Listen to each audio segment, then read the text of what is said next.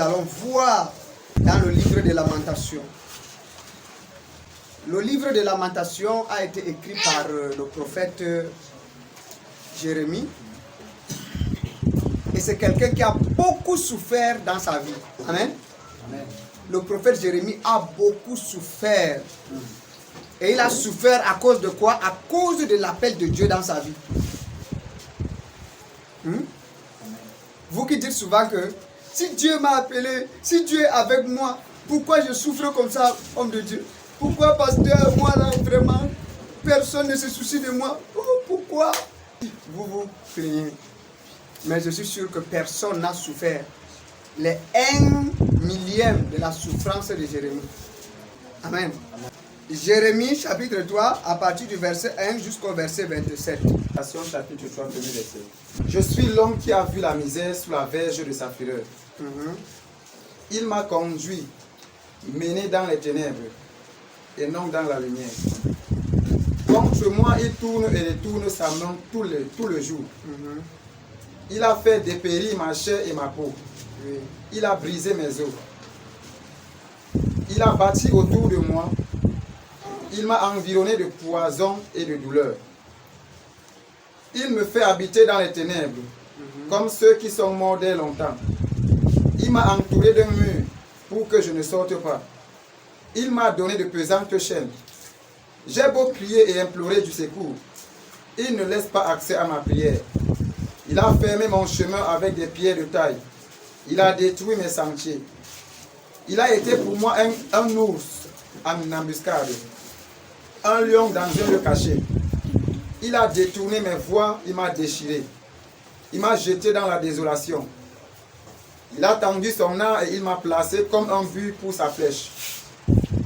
Il a fait entrer dans mes reins les traits de son carquois. Je suis pour tout mon peuple un objet de raillerie. Chaque jour l'objet de leur chanson. Il m'a rassasié d'amertume, il m'a enivré d'absinthe. Il a brisé mes dents avec des cailloux. Il m'a couvert de cendres. Il m'a enlevé la paix, je ne connais plus le bonheur.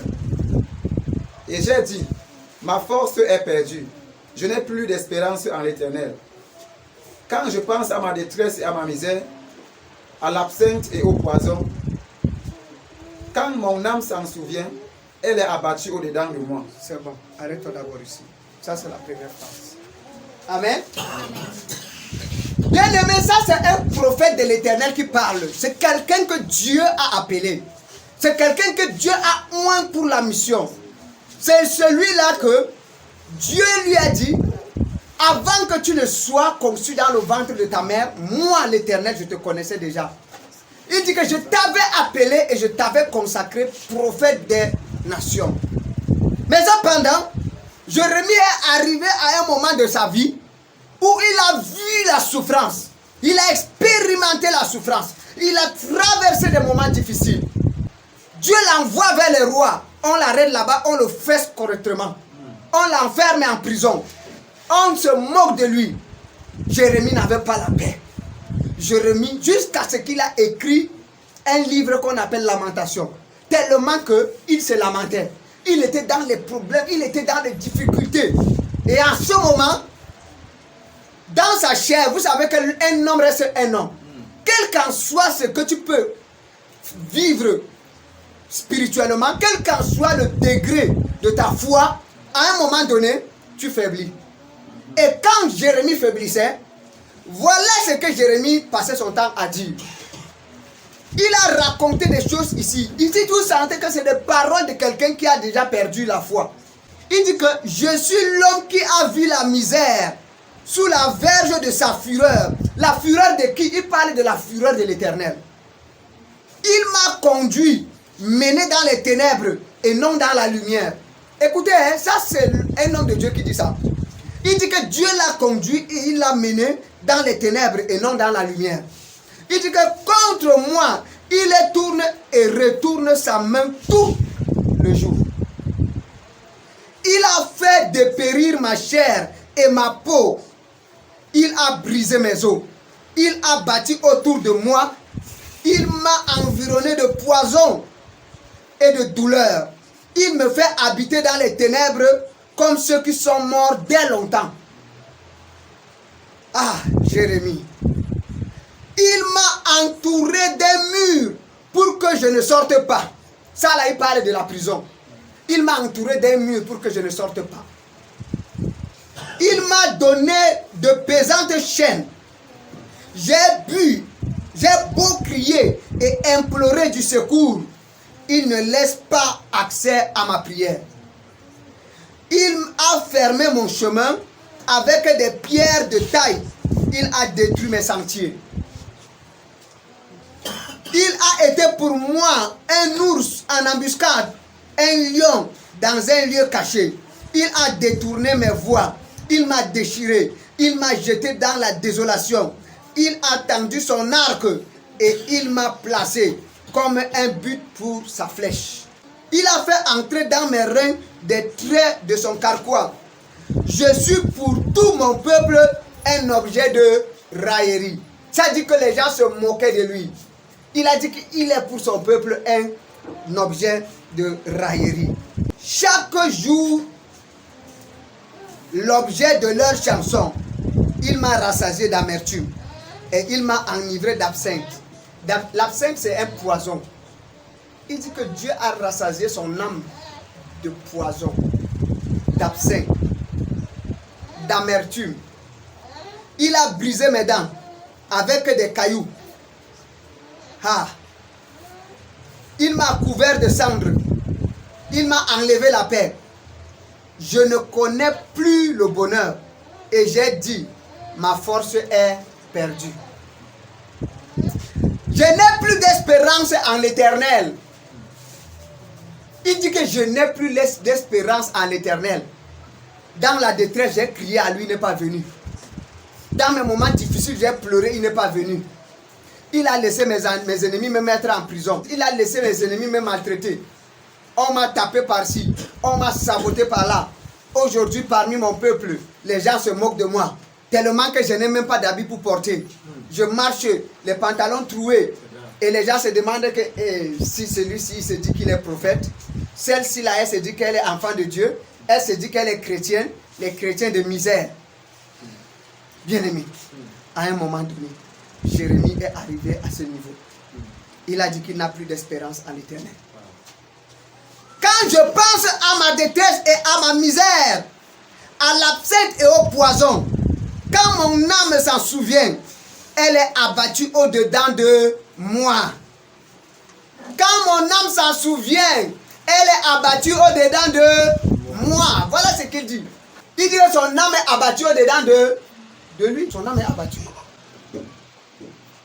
Verset 21. Lis-moi ça. Vous allez donc écouter. Pendant qu'il est en train de traverser ce moment, il y a quand même une sémence de foi qui vient dans son cœur. Verset 21. Et quand la sémence de foi vient, il va donc changer de langage. Écoutez le langage de Jérémie qui va changer maintenant. Voici ce que je veux repasser à mon cœur, ce qui me donnera de l'espérance. Les bontés de l'Éternel ne sont pas épuisées. Ses compassions ne sont pas à leur terme. Elles se renouvellent chaque matin. Oh, que ta fidélité est grande. L'Éternel est mon partage, dit mon âme.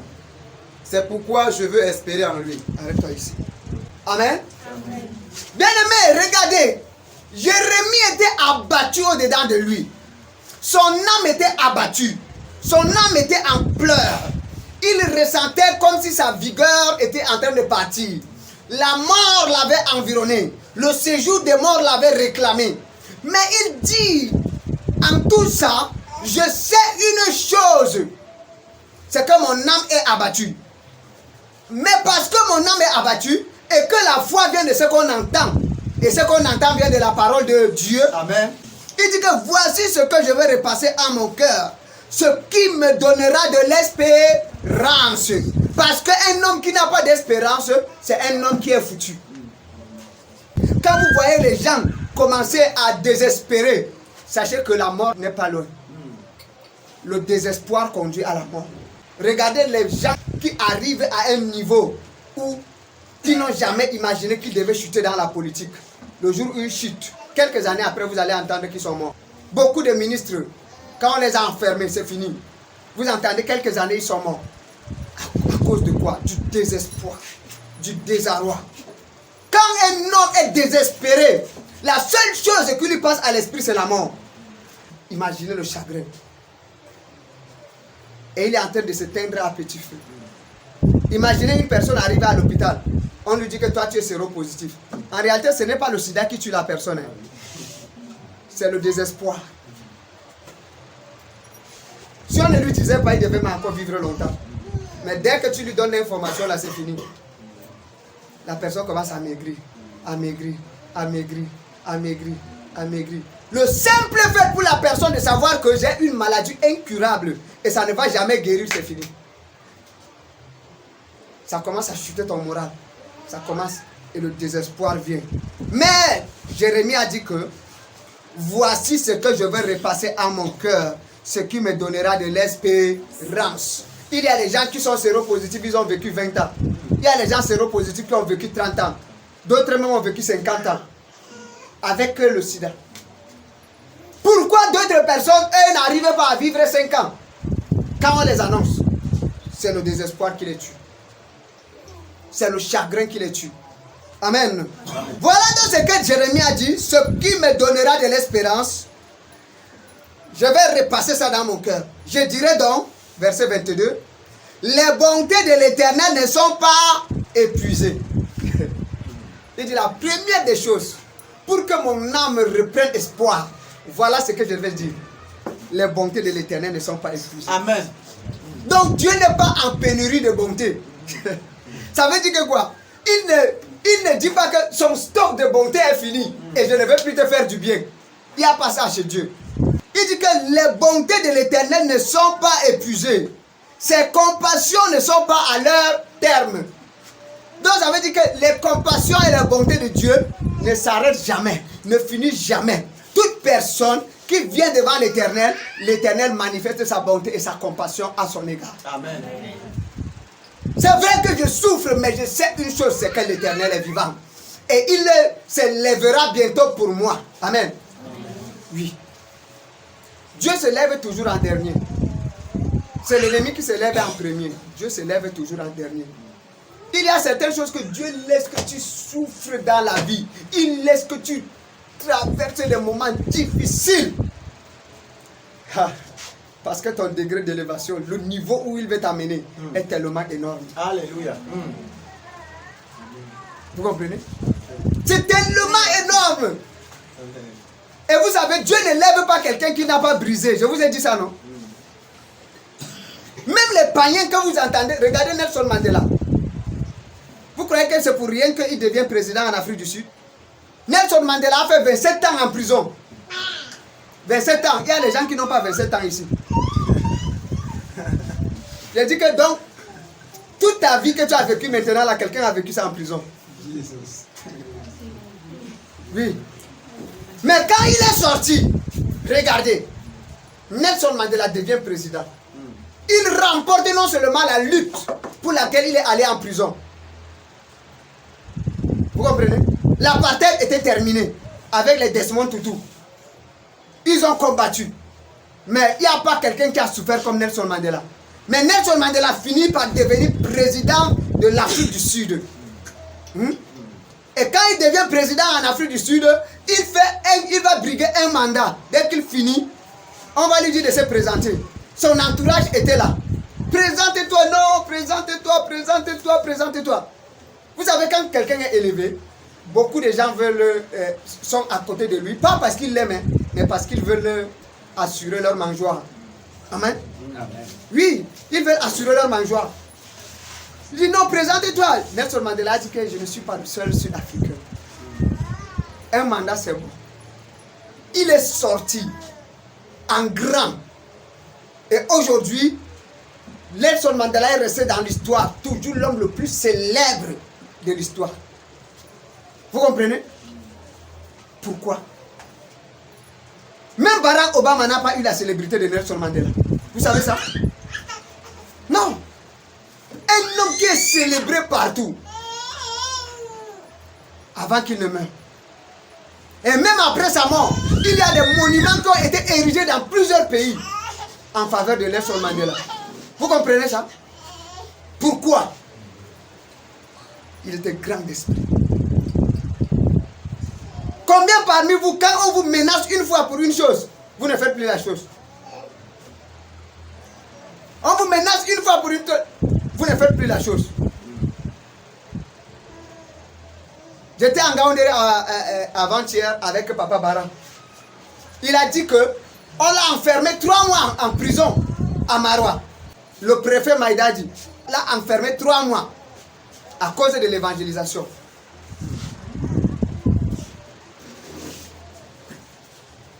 Vous comprenez? Mais il est sorti. Il a continué ce qu'il faisait encore. Est-ce que vous comprenez? Oui. Donc, bien aimé, ne t'attends pas à ce que chaque fois les gens te célèbrent. C'est faux.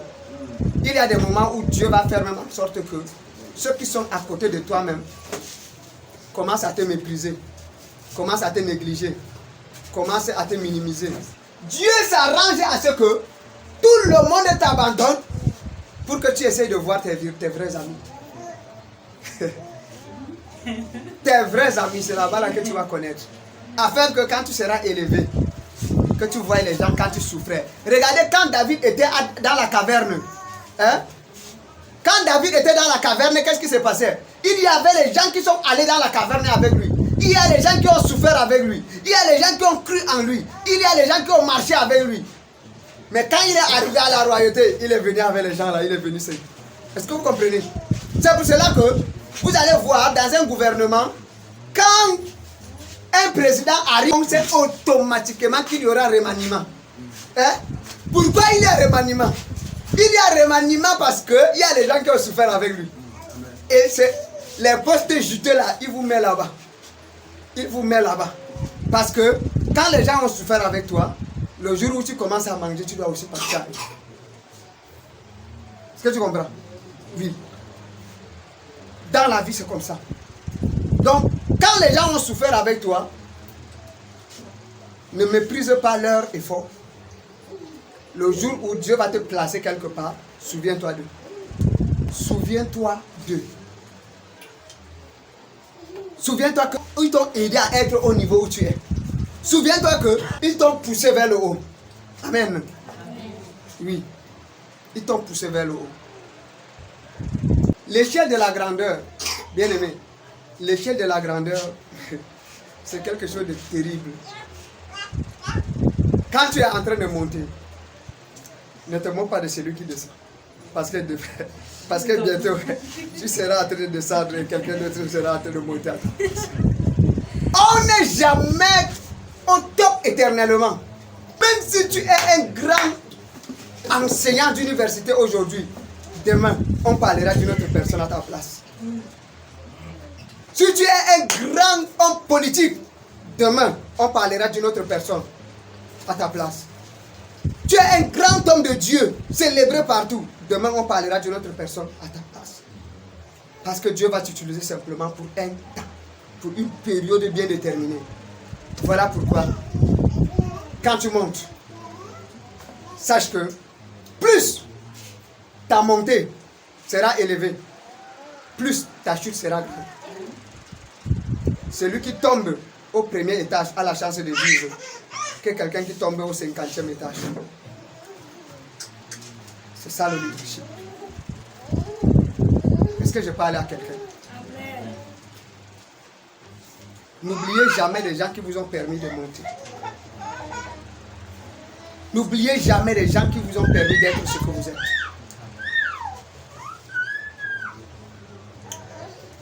Même si leur participation a été minime comme ça dans ta vie, sois reconnaissant. Et le jour où tu peux leur dire merci, dis-les merci. Amen. Très important. Les bontés de l'Éternel ne sont pas épuisées, ses compassions ne sont pas à leur terme, elles se renouvellent chaque matin. Voilà ce que Jérémie a commencé à dire. Les bontés de l'Éternel se renouvellent chaque matin. Ses compassions se renouvellent chaque matin. Si j'ai pu voir le jour aujourd'hui, c'est que Dieu a renouvelé ses bontés dans ma vie. Parce que là où je suis, beaucoup de gens sont à l'hôpital. Moi, au moins, je suis sur mes 2 pieds. Même si je n'ai pas mangé, je suis sur mes 2 pieds. Je suis au moins en santé. Ce que tu pleures, que tu n'as pas, il y a des gens qui ont, mais qui n'ont pas la paix. Souviens-toi toujours de ça. Ne regarde pas trop à ce que tu n'as pas, sinon tu ne trouveras pas une raison pour glorifier Dieu. Hein? Regarde ce que Dieu t'a déjà donné. Quand les bienfaits de Dieu, mets-les tous devant tes yeux, tu verras en l'adorant combien le nombre est grand. Vous voyez ça? Vous voyez combien c'est grand, c'est grandiose. Quand tu comptes les bienfaits de l'Éternel. Le Seigneur m'a donné la santé. Pendant que d'autres sont à l'hôpital, moi je suis en santé. 1. Le matin, tu mets ça devant toi. Tu dis 2. Le Seigneur m'a donné le souffle de vie. Alors que, toute cette nuit-là, il y a des milliers de personnes qui sont mortes dans le monde. 2. Le souffle de vie. 3. Le Seigneur a permis que dans ma famille, tout le monde se lève. Tu mets ça. 4. Tu cites.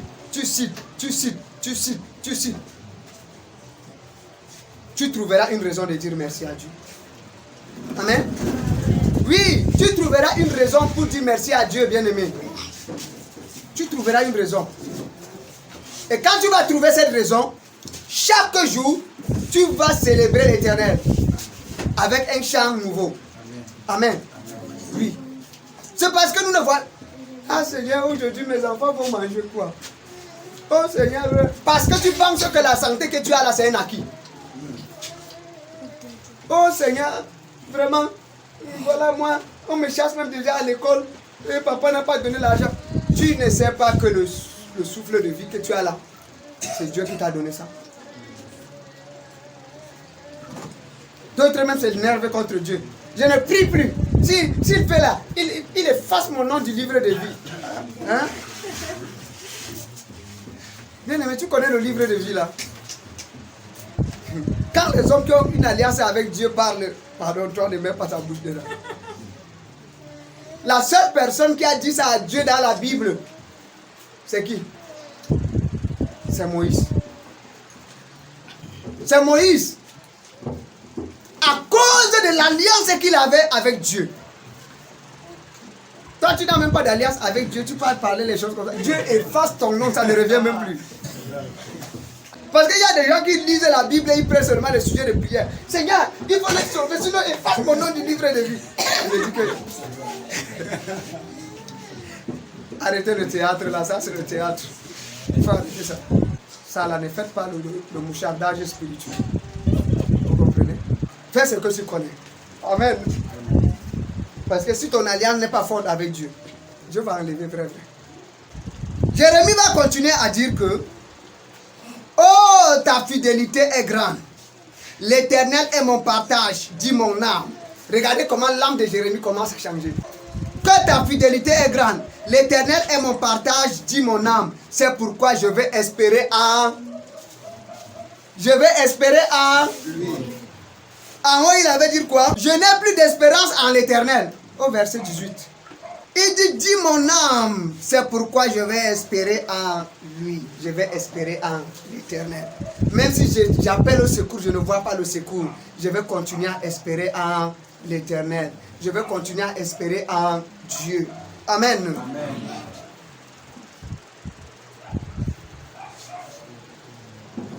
L'Éternel a de la bonté pour qui espère en lui. Pour l'âme qui le cherche. Il est bon d'attendre en silence le secours de l'Éternel. Il est bon pour l'homme de porter son joug dans sa jeunesse. Pendant que l'espoir est en train de monter, lui-même il revient, il dit que l'Éternel a de la bonté pour ceux qui espèrent en lui. Donc ça veut dire que on a dit la foi est une ferme assurance des choses qu'on espère. Est-ce que vous comprenez que l'espérance c'est la première dimension de la foi? La deuxième dimension de la foi, c'est la manifestation de ce que tu as espéré. Mais tu espères d'abord. Est-ce que vous comprenez? C'est la première étape de la foi. Il dit que l'Éternel a de la bonté pour ceux qui espèrent en lui. Oui. Si tu espères en l'Éternel, l'Éternel va toujours te répondre, tôt ou tard. Amen. Amen. Oui. Mais ceux qui enlèvent leur espérance, ceux qui n'ont plus d'espérance en l'Éternel, ceux qui s'en foutent de l'Éternel, ils ne peuvent plus rien. Ils ne peuvent plus rien. Regardez toutes les personnes dans la Bible où Dieu a fait des grands miracles. Regardez, le paralytique à l'entrée de la porte est appelé la belle. Un paralytique. Regardez le paralytique qui était à la piscine de Bethesda, où Jésus est venu. Il avait fait combien d'années? 38 ans. Le paralytique à la porte est appelé la belle. De naissance. La Bible dit que c'est un paralytique de naissance. Depuis qu'il est né, peut-être il avait, supposons même 30 ans seulement. Donc il avait fait 30 ans de paralysie. Celui qui était là à la piscine de Bethesda avait fait 38 ans. La femme qui avait la perte de sang avait fait combien? 12 ans. Mais regardez quelque chose, ils avaient quelque chose de commun. C'est l'espérance. Le paralytique qui était à la porte appelé la belle partait chaque jour à l'entrée du temple. Partait chaque jour où? À l'entrée du temple. Pourquoi l'entrée du temple? Parce que son espérance était attachée à Dieu. Et il croyait que ceux qui devaient venir par là, non seulement devaient avoir pitié de lui, parce qu'ils étaient dans la maison de l'Éternel. Et la deuxième des choses, il devait rester aussi dans la maison de l'Éternel. Même s'il est au niveau du parvis extérieur, il est quand même dans la maison de l'Éternel. C'est ça, n'est-ce pas? Regardez le paralytique à la piscine de Bethesda. Qu'est-ce qu'il fait, bien-aimé? Le paralytique à la piscine de Bethesda, 38 ans. Donc, il était là assis. Donc, on apportait sa nourriture là-bas chaque matin. Pourquoi? Parce qu'il se dit qu'un jour là, il va tomber dans l'eau là. Quand l'ange va faire là, il sera le premier. Est-ce que vous comprenez?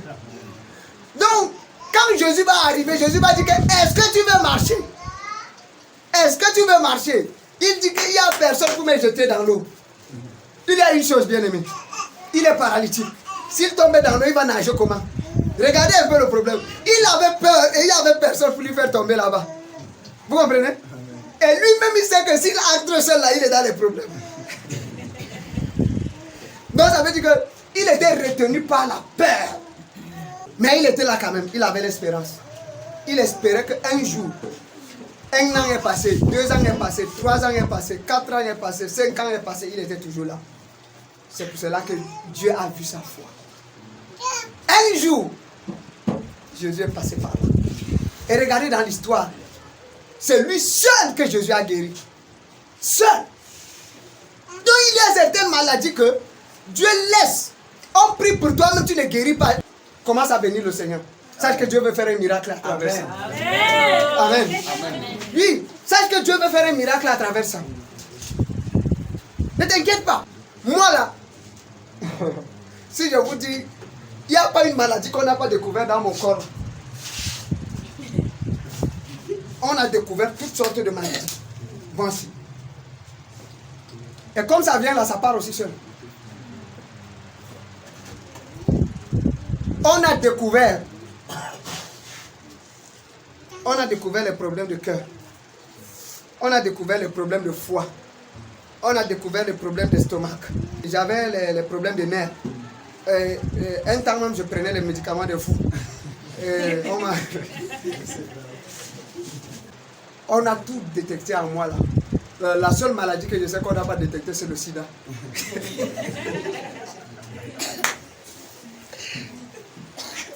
On a tout détecté. Et c'est comme ça que quand ça vient là, ça part comme ça seul. Ça vient, ça part seulement. Ça... Pourquoi? Parce que le diable voulait finir avec moi. Dans le monde spirituel, l'ennemi m'avait réclamé. Donc pour lui, là, moi, là, je ne devais pas vivre. combat sur combat, combat sur combat, combat sur combat. Aujourd'hui, quand vous me voyez prier avec rage, ce n'est pas moi qui veux. C'est ma souffrance qui m'a appris ça. Et quand je ne m'amuse pas avec les démons, hein, à cause de ça. C'est-à-dire, si j'étais quelqu'un que j'étais en santé, tout allait bien. Oui, je devais faire la délivrance des blancs. Je déclare que tu es guéri. Vous voyez un peu? Viens le bébé. À cause de quoi? À cause de la souffrance. Quand tu as souffert, tu sais par où tu es passé. Et quand tu te lèves, tu déclares la guerre à ton ennemi. Amen. Oui. Il y a un adage qui dit que si quelqu'un a été mordu par le serpent, demain il voit une corde, il est prudent. Vous comprenez? Donc il y a des choses que moi je ne tolère pas. Les démons partout là où il y a les démons. Vous allez me voir là-bas. Parce que je dois aller pourrir la vie. Ça c'est ma mission. Aujourd'hui, je comprends pourquoi je suis passé par plusieurs. Parce que le Seigneur m'a dit qu'il va m'utiliser puissamment dans le domaine de la guérison. Et je crois que dans peu de temps, il y aura des guérisons extraordinaires que vous allez commencer à expérimenter. Il y aura des guérisons extraordinaires.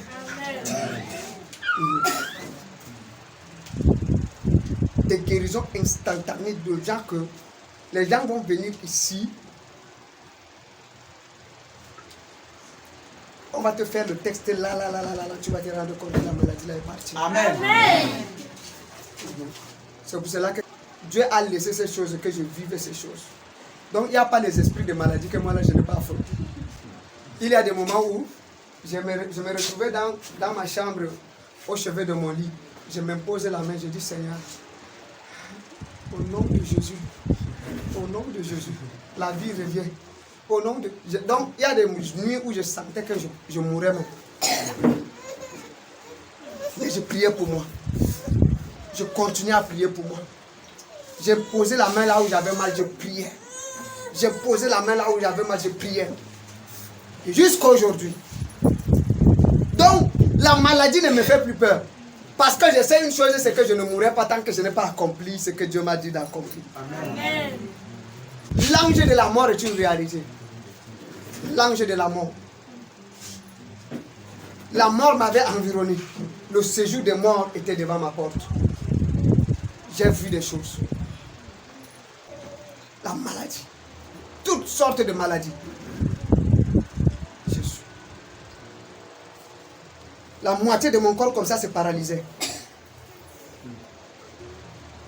J'en ai souffert. Mais comme Jérémie, les bontés de l'Éternel ne sont pas épuisées. Amen. Les bontés de l'Éternel ne sont pas épuisées. Chaque fois dit ça. Mon âme ne t'abat pas au-dedans de toi. Ça c'est ce que David disait. Quand il était abattu, il dit mon âme ne t'abat pas. Bénis l'Éternel. Et n'oublie aucun de ses bienfaits. L'Éternel a de la bonté pour ceux qui espèrent en lui, pour l'âme qui le cherche. Il est bon d'attendre en silence le secours de l'Éternel. Attendre en silence. Le paralytique à la piscine de Bethesda a attendu en silence. La femme qui avait la perte de temps a attendu en silence. Si la femme a été désespérée, bien aimée, elle ne devait pas encore aller. Parce qu'il faut savoir que quand en Israël, une femme avait la perte de sang de manière continue, ça ne s'arrêtait pas. Elle ne vivait pas avec les gens. On la mettait à l'écart, comme les lépreux. Les lépreux aussi ne vivaient pas avec les gens. On les mettait à l'écart. Est-ce que vous comprenez? Ils étaient déclarés impurs. Ils n'avaient même pas le droit d'entrer au temple. On les excluait de la société. Mais cette femme, qu'est-ce qui s'est passé? Elle a dit que, oh, aujourd'hui c'est mon jour de visitation. Je ne veux pas attendre que lui vienne vers moi. Le paralytique à la piscine de Bethesda a attendu que Jésus vienne vers lui. Mais la femme, si elle a dit non. Je ne veux pas attendre qu'il vienne vers moi. Mais moi-même, j'irai vers lui. Et si je puis seulement toucher ses vêtements, je serai guéri. Amen. Regardez l'espérance de cette femme. La mise en action. Bien-aimé, toute foi, toute espérance qui ne se concrétise pas en action, c'est une fausse espérance. Amen. Oui. Quand tu prends conscience, tu dois te mettre en action. Elle s'est mise en action. Et la Bible dit que beaucoup de gens pressaient Jésus. Les gens étaient là. Tu peux imaginer qu'il y avait des gens qui étaient là. Jésus, guéris-moi de mes maux de ventre. Oh Seigneur, guéris-moi des maux de tête. Oh Seigneur, moi j'ai l'hépatite. Moi j'ai le sida. Moi j'ai ceci. Et pendant qu'ils étaient en train de pleurer, la femme-ci, elle n'est pas venue avec les mêmes dimensions de foi. Tu n'as même pas besoin de me toucher. Laisse. La femme la faisait comme ça. Pendant que les autres, hé, guéris-moi. Elle fait comme ça, elle entre ici. Elle entre là-bas. Elle fait, à un moment donné, elle se retrouve à côté de Jésus. Elle touche seulement ses vêtements. Jésus s'arrête. Jésus dit que quelqu'un m'a touché. Non, non, non, il y a quelque chose qui se passe ici. Et puis les disciples disent que, mais Jésus, tout le monde te touche. Tout le monde te presse. Elle dit non. Quelqu'un m'a touché. Est-ce que vous comprenez? Il y a une touche de foi. Et il y a une touche aussi sans foi. Amen. Repasse chaque jour dans ton cœur que les bontés de l'Éternel ne sont pas épuisées. Que ses compassions ne sont pas à leur terme. Il se renouvelle chaque matin. Et sache qu'il est bon de porter le joug dans sa jeunesse. Amen. Amen. Que le Seigneur vous bénisse. Amen. Amen. Ok. Nous allons prier.